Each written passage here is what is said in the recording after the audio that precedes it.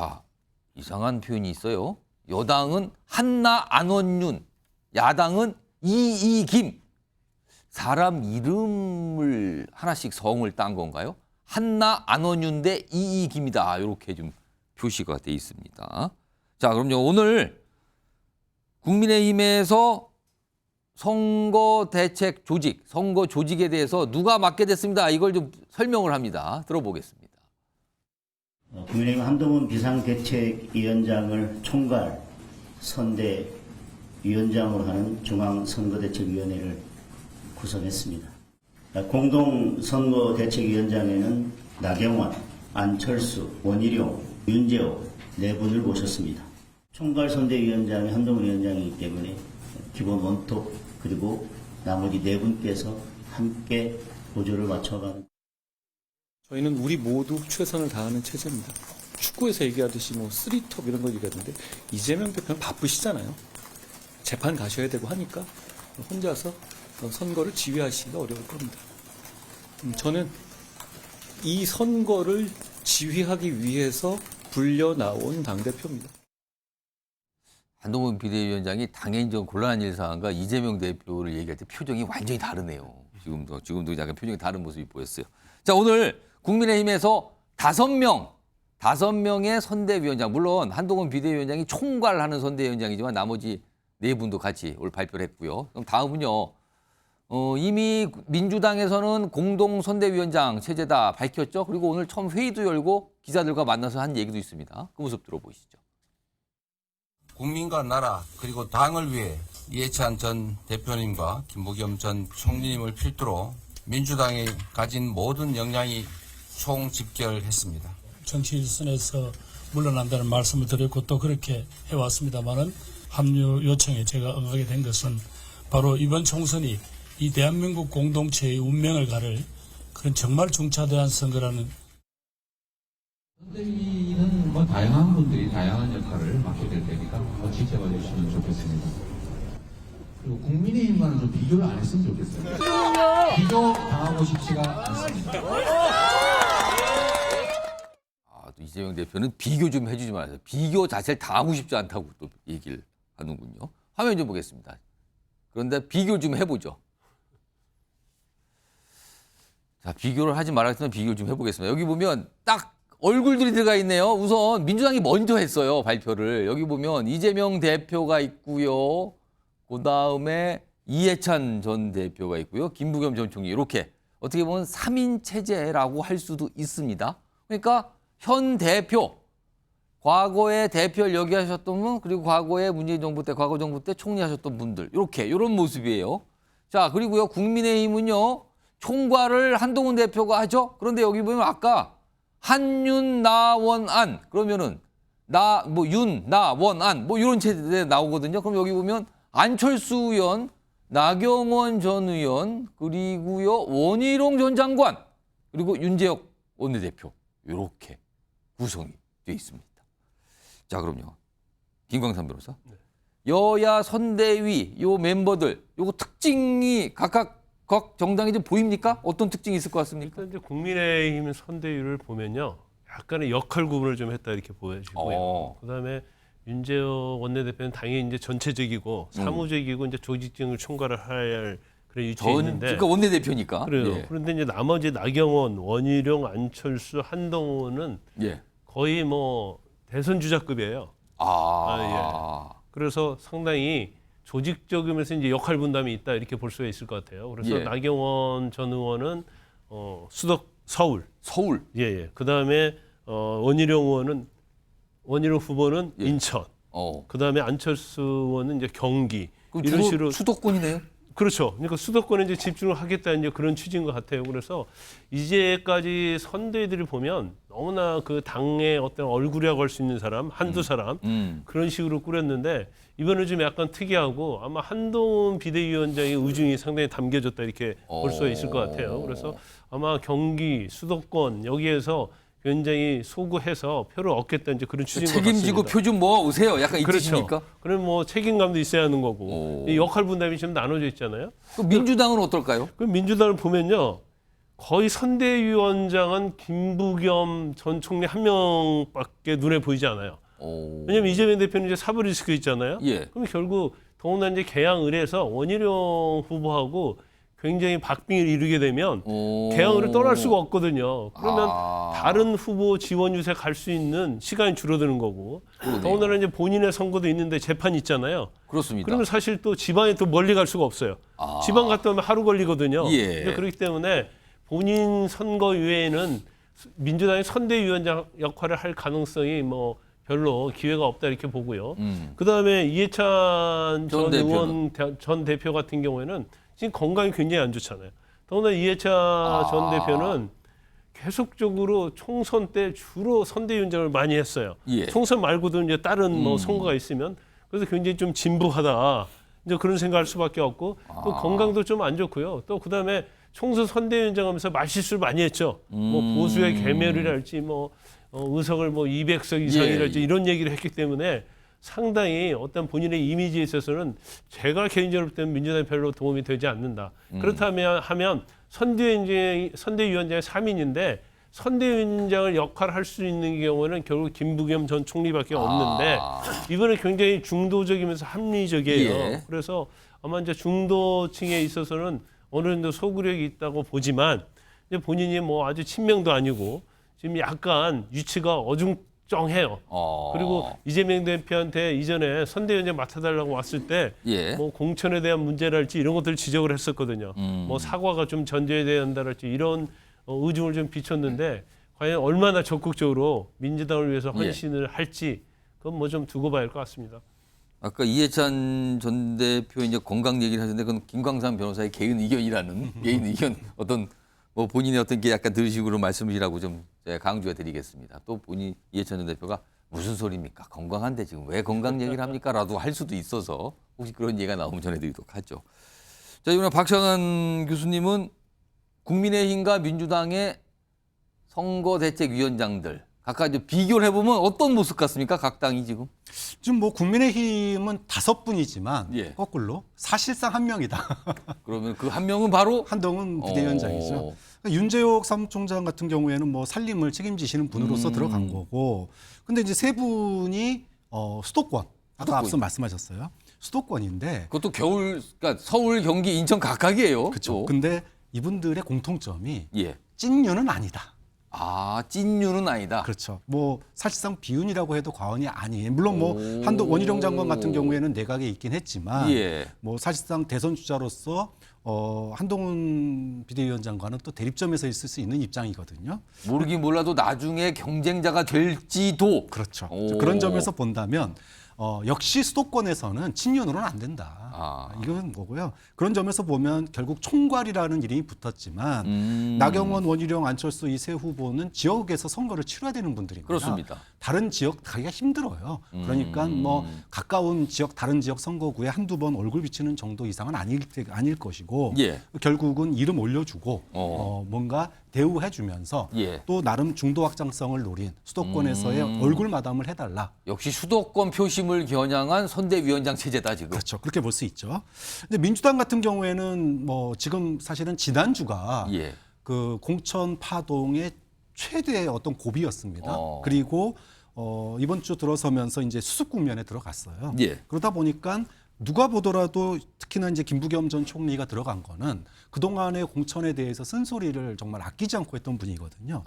결국은 지도 지금 민주당 지지층들이 분열돼 있고 또 상처를 많이 입었습니다. 예. 그러니까 이런 지지층의 단결, 지지층의 결집을 위한 그런 포석이다. 지지층의 결집돼야지 뭐 정권 심판론도 강조하고 한 목소리로 강조해서 중도층을 가져올 수 있다. 그렇기 때문에 직접적인 뭐 중도층 확장성을 노렸다기보다는 예. 일단은 지지층을 결집시키고 그걸 통해서 전열을 정비하겠다. 이런 뜻이 좀 이 안에 숨어 있는 거고요. 저는 그런 점에서 앞으로 뭐 임종석 전 실장이라든지 그동안에 논란이 됐던 그런 분들이 더 추가로 들어갈 가능성이 있다고 봅니다. 그러니까 민주당의 선대위원장의 면면을 보니까 그 의미는 자, 우리는 더 이상 분열하지 않습니다. 지지층들 계속 지지해 주세요. 약간 이걸 호소하는 것 같고요. 국민의힘은 수도권을 향해서 외치는 것 같습니다.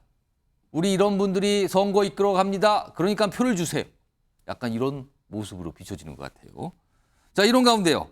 민주당의 선거대책위원장 중에 한 분인 이해찬 전 대표. 화면 좀 볼까요? 오늘 저 회의에서 얘기했는데 맨 밑에 약간 파란 바탕으로 된 이 말풍선 좀 봐주세요. 의석수 관련된 내용에 대해서 총선에서 민주당이 얻을 의석수는 다다익선 아니겠습니까? 많을수록 좋다. 이거는 모든 정당에 해당된 거 아닙니까? 요 얘기를 하면서 그런데 우리 마음대로 되지는 않는데요. 그러면서 약간 신중한, 어떻게 보면 굉장히 겸손한 입장이었어요. 근데요, 이해찬 위원장은 과거에 저렇게 얘기 안 했어요.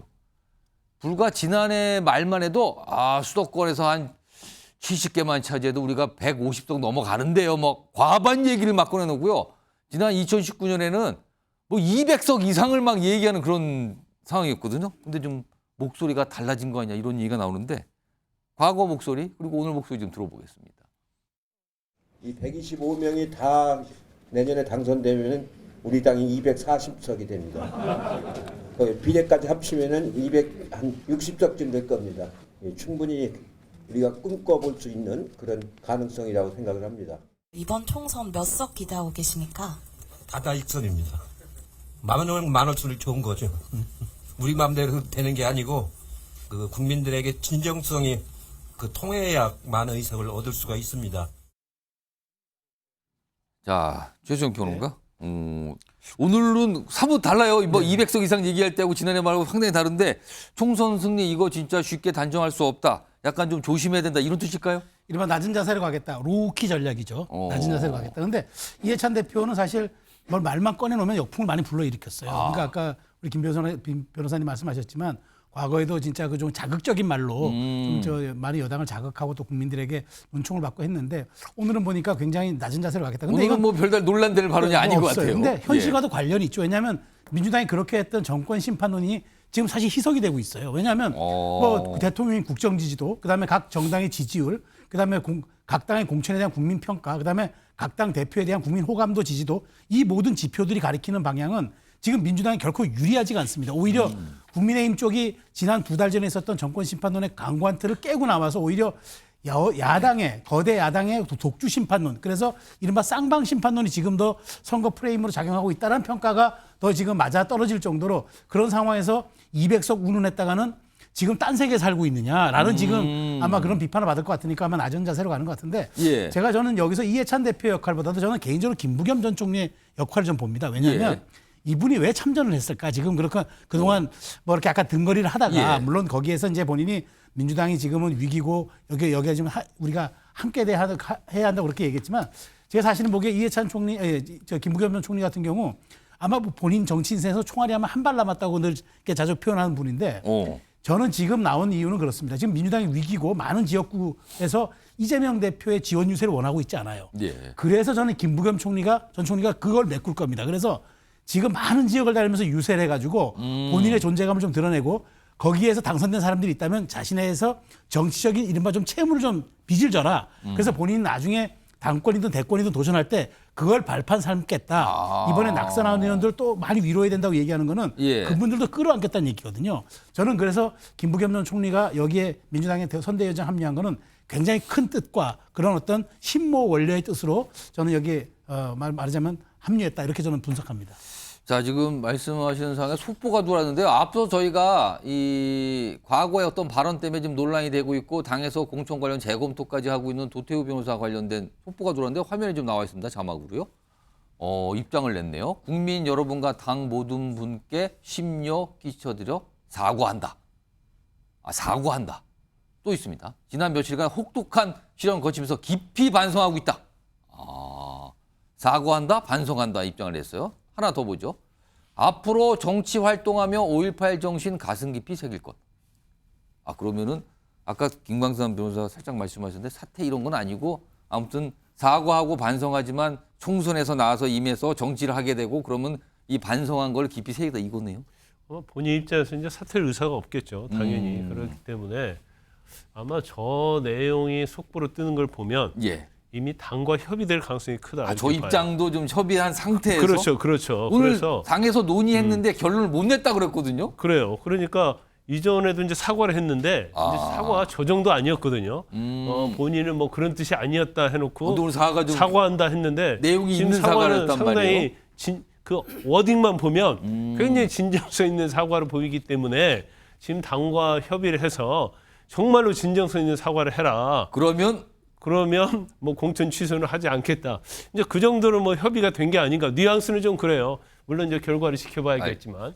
일단 입장이 저렇게 나왔어요. 물론 이제 저거에 대한 당의 어떤 입장은 아직 모르겠습니다만 일단 노태우 변호사관에서 당에서 어제 오후에 한동훈 비대위원장이 재검토 요청을 했고요. 공관위에서는 논의를 했지만 결론을 못 냈다. 조금 더 봐야 된다는 상황이었죠. 그리고 노태우 변호사가 오늘 입장을 반성한다, 사과한다, 그리고 뭐 가슴이 세이겠다 이런 입장까지 오늘 속보로 나왔습니다. 이거 진행 중이군요. 지금요 뭔가가 당에서 어떤 결론을 낼지 좀 기다려봐야 되는 문제 같고요. 그리고요 아까 저 이해찬 전 대표 얘기, 그러니까 여야의 지금 선대위원장들 좀 비교해 보고 있는 상황인데요. 이런 가운데 한동훈 비대위원장 오늘도 뭐 여러 가지 곳을 방문해서 특히 오늘 서울에서 영등포 등등등 지역을 방문했거든요. 그 관련 모습도 좀 들어와 있습니다. 보겠습니다.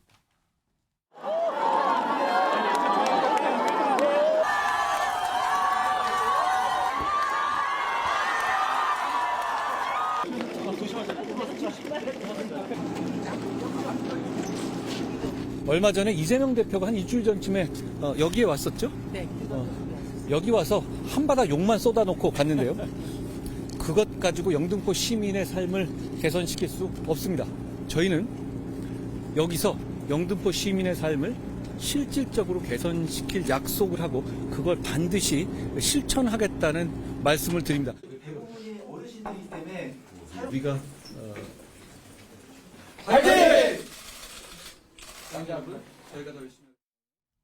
자, 영등포도 국민의힘 입장에서는 굉장히 좀 어려운 곳, 험지로 꼽히는 곳이죠. 요즘에 주로 그런 곳만 좀 다니고 있어요. 한동훈 비대위원장이요. 자, 그런데 화면 좀 보겠습니다. 한동훈 비대위원장은 사실은요. 국민의힘의 어떤 총선 후보들로부터 요청이 많다 그래요. 좀 이 지역구 좀 와주세요. 언제 오실 거예요? 왜 안 옵니까? 막 그런 요청을 굉장히 많이 받고 있다 그래. 거의 모든 곳에서요. 그런데 이와 달리 이재명 대표는 약간 상황이 다른 것 같아요. 지금 김두관 의원이 최근에 이런 입장을 냈는데 선대위 구성되면 이재명 대표는 개항 선거에 전념하세요. 개항이라고 쉬운 판 아닙니까? 그러니까 이거는 전국에 다니지 말고 개항 선거에 집중하시라. 이 뜻이잖아요. 이거 여선운전 행정관? 왜 한동훈 비대위원장은 이렇게 오라는 데가 많은데 당에서. 근데 지금 이재명 대표는 오라는 데가 어디 있는지 모르겠지만 일각에서는 오지 말고 개항에 집중하는 얘기가 나와요. 이거 왜 이렇게 되는 겁니까? 네, 뭐 민주당도 이번에 이제 경선이든 아니면 공천받고 되신 분들 중에 뭐 그 선거 국면에 그 처음부터 이제 뭐 이재명 대표 뭐 친명 이렇게 호소하면서 이제 많이 이제 본선에 진출하셨기 때문에 다 이제 이재명 대표 오라고 할 겁니다. 네. 아직은 때가 아니다. 네. 뜻입니까? 그리고 지금 이제 뭐 그 김두관 의원 페이스북 전문을 제가 못 봤는데 예. 아마 맥락적인 의미에서 보면은 지역구 선거에 지역구 후보가 열심히 뛰어야 된다 이런 뭐 의미에서 계양구 선거에서도 열심히 이제 돌아다니면서 주민들 만나야 되지 않겠냐 뭐 이렇게 이제 말씀을 하신 게 아닐까 그렇게 조금 추측을 조금 해볼 수 있겠는데요.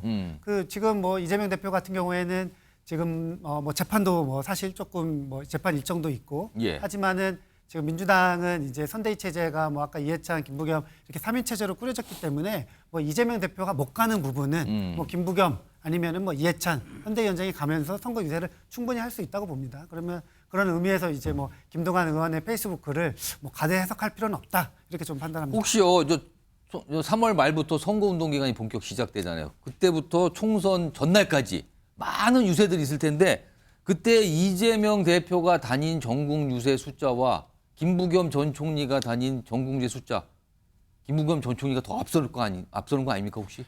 뭐 한동훈 위원장도 지금 이제 뭐 본인이 후보가 아니기 때문에 예. 유세 열심히 다니고 있잖아요. 약간 그 자유로운 측면이 있단 말이에요. 뭐 김부겸 지금 선대위원장도 본인이 이번에 출마하지 않기 때문에 당연히 뭐 그 이재명 대표보다 더 많은 곳에 당연히 이제 유세를 가지 않을까 이렇게 생각합니다.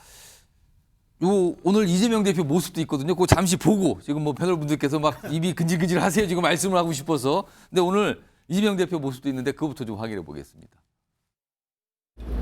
유삼영 후보님 깜짝 방문을 하게 됐는데 오늘 선대위 발족식 끝내고 법정으로 재판받으러 가는 길이었어요. 시간이 좀 안 맞아서 법정이 오후로 연기가 돼서 가다가 되돌아오면서 우리 유 후보님 생각나가지고. 재판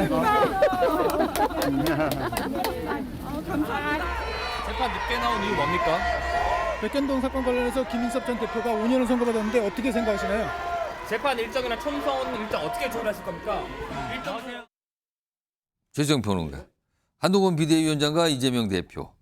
같이 당을 이끌고 있긴 하지만 총선 어떤 유세 상황과 유세를 할 수 있는 상황 이게 약간 다른 것 같긴 하네요. 지금 저 장면이 상징적으로 보여주는 장면 아닙니까?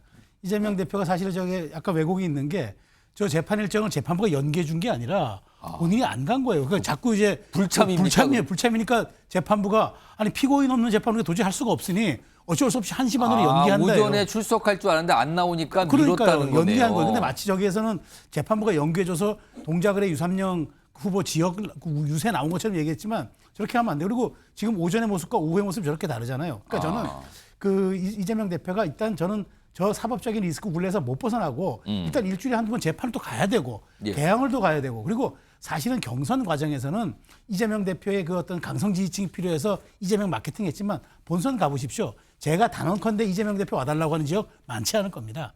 그래서 제가 좀 전에 말씀드린 대로 김부겸 전 총리가 그 공간과 역할을 메꿀 겁니다. 그런 측면에서 이재명 대표가 본선에서의 경쟁력이 없다는 것, 이건 중도 확장성이 없다는 얘기인데 참으로 민주당으로서는 뼈아픈 대목이고 한동훈 위원장은 저렇게 정말 그 발이 다 풀려 있기 때문에 손, 입, 발 다 풀려 있어서 전국을 아마 홀로 날아다니지만 아마 254개 지역군 아마 못 갈 겁니다. 그래서 조금 약간 수도권과 지방으로 역할 분담을 선대위 차원에서 한 게 아닌가 그렇게 생각이 됩니다. 한동훈 비대위원장이 손, 입, 발이 풀려 있다는 게 굉장히 인상적인 입도 풀려 있다고요? 그 말씀까지 해주셨는데 예. 박지원 교수님. 김두관 의원의 SNS는 두 가지 의미가 있어요. 하나는 지금 이재명 대표의 이미지가 공천 파동의 영향이 아직 마무리되지 않았습니다. 그렇기 때문에 그동안에 이재명 대표는 어떻게 보면 언론으로부터 마치 분란의 중심에 있는 것처럼 비춰졌단 말이에요.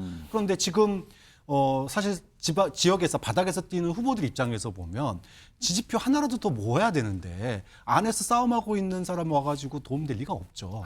그래서 좀 시간이 필요하다고 봅니다. 그러니까 분란의 중심에서 정권 심판론의 중심으로 가려면 시간이 좀 필요하고 그런 점에서 얘기를 한 거고요. 또 하나는 김부겸 선대위원장은 공동선대위원장은 뭐니 해도 노무현을 떠올리는 인물이에요. TK에서 후보로 출마하고 당선되고 그런데 김두관 후보가 지금 어디에 있습니까? 낙동강 벨트란 말이에요. 영남이네. 그렇죠. 그러면 누가 더 지금 필요한 상황입니까? 그러면 저 얘기는 김부겸 전 총리께서 좀 와주시면 이게 숨어 있다고 보시는 그러니까 거예요? 뭐 당장은 이재명 대표가 물리적 한계가 있어요. 경기도에 지역구 출마가 있는데 수도권은 좀 자유롭게 돌아다닐 수 있지만 사실은 낙동강 벨트까지 뭐 오면 한 번 정도로 가지 힘들잖아요. 그렇기 때문에 여기에 좀 화력을 갖다가 당의 화력을 모아줄 수 있는 사람은 그 지역의 이미지도 좋고 또 영남에서 확장성을 가지고 있는 인물. 김부겸 선대위원장이 오면 지금 당장 도움이 되는 인물이잖아요. 그렇기 때문에 이런 얘기를 쓴 거고 선거가 좀 이제 진행이 되면 본선이 이제 본격적으로 시작되면 이재명 대표의 이미지가 많이 바뀔 거라고 봅니다. 정권 심판의 중심으로 아마 이미지가 많이 바뀔 거기 때문에 그때는 뭐 상황이 좀 더 달라질 거다 이렇게 보는 거죠. 네, 김광선 변호사. 우리가 방금 화면 봤잖아요. 그 이재명 대표가 지역구 방문하는 거 그리고 한동훈 비대위원장이 지역구 방문한 거 봤는데 인파에서 엄청난 차이가 나요. 한동훈 비대위원장이 방문할 때는 비교해서 좀 볼까요? 영상이 좀 있으면은. 한동훈 비대위원장이 방문할 때 보면 구름대처럼 몰려와요. 근데 이재명 대표가 전에 뭐 양평도 가고 했는데 사람 몇 명 없어요. 물론 뭐 동원을 안 했고 뭐 의도적으로 본인의 동선을 뭐 발표하지 않았다 이런 얘기를 할 수 있지만 그렇지 않다 하더라도 지지자들은 다 알고 있거든요. 저 구름대처럼 이렇게 몰려들잖아요. 거기에 비해서 이재명 대표 가는 곳은 몇 명 있지도 않아요. 이게 이제 단적인 애라고 보고요. 지금 아마 저는 이제 박 교수님하고는 좀 의견이 다른데 이재명 대표 이제 사법 리스크가 있잖아요. 그다음에 이번 공천 파동이 있었어요. 그래서 이미지 측면에서도 사실은 중도 확장성이 거의 없어졌다고 보면 돼요. 그러면 지역구에 있는 후보 입장에서는 이재명 대표가 오는 것이 중독성 확장에 도움이 되느냐? 물론 당연히 뭐 강성 지지층이랄지 지지자들한테는 뜨거운 호응을 받을 수 있겠죠. 그렇지만 선거에서는 중도층을 끌어안아야지 선거를 이길 수가 있는데 예. 올해 이재명 대표가 방문을 했을 때는 지역구에 왔을 때는 도움이 되지 않는다고 생각하는 거죠. 예를 들어 아까 김두관 의원에 대해서 얘기했는데 그쪽은 또요 약간 낙동강 벨트인데 예. 친문에 대한 우호적인 성향이 강해요. 어. 그런데 이번 공천을 통해서 친문들을 완전히 학살했잖아요. 그럼 이재명 대표가 왔을 때 표가 달아나야지 표가 얻을 수 있겠습니까? 여러 가지 측면에서 보면 예. 후보들 입장에서는 특히 텃밭이 아닌 경우에는 이재명 대표 오는 것을 굉장히 싫어할 것이다. 그러면 결과적으로 이재명 대표의 쓰임새는 예. 민주당에서 경선용이지 본선용은 아니다. 이렇게 봅니다. 자, 선대위 체제가 갖춰진 거죠. 위원장들이 이제 포진했으니까요. 근데 그 역할이 과연 무엇인가 좀 비교해 봤고요. 그다음에 한동훈 비대위원장과 이재명 대표의 어떤 지역 유세 모습 뭐 이런 것까지 좀 비교해 봤습니다.